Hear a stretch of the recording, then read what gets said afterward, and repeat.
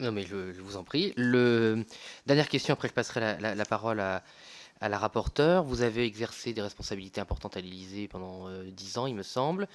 À ce poste-là, est-ce que vous avez eu connaissance d'informations précises, au-delà de la revue de presse qu'on connaît tous sur les différents dossiers qui ont pu être évoqués et sur lesquels la commission se penchera plus tard s'il y a des éléments qui dépassent les articles, sur des cas d'influence, d'ingérence, sur des acteurs, comme l'a défini notre commission, hein, donc je reprends précisément, hein, donc sur des influences, des ingérences de pays étrangers, en particulier évidemment de pays concurrents ou hostiles, donc sur des relais d'opinion, des dirigeants ou des partis politiques français. Est-ce que l'Élysée, en tant que conseillère, vous étiez au courant de cas que peut-être l'Élysée n'a pas souhaité médiatiser ou mettre dans le débat public, régler d'une manière différente ou surveiller voilà. Est-ce que 10 ans à l'Élysée, c'est quand même long.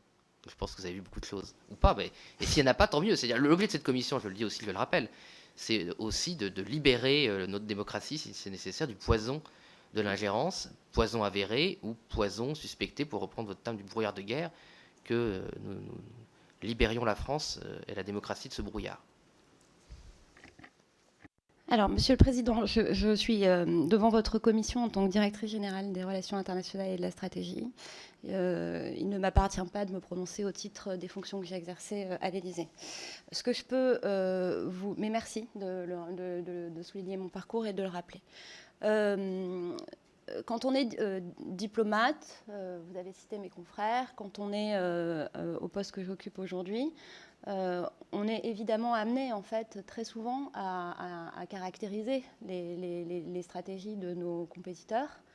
Et c'est pas une question d'avoir connaissance de cas, mais c'est d'anticiper, c'est d'essayer de comprendre ce que des situations parfois individuelles, hein, j'ai cité les cas des chercheurs mis en cause directement, veulent dire sur la scène internationale et veulent dire pour la façon dont nous protégeons notre pays contre les influences et les ingérences étrangères.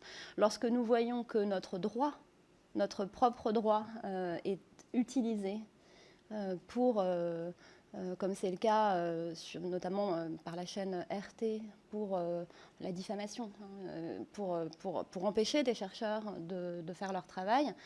Ce sont des situations dont on prend connaissance et qui amènent à s'interroger sur précisément la stratégie qu'on doit mener. C'est le métier que j'exerce depuis longtemps conduit de fait à analyser ces situations. Après, je suis fonctionnaire et donc lorsque j'ai connaissance de quelque chose d'illégal, je le dis et ce n'a pas été le cas.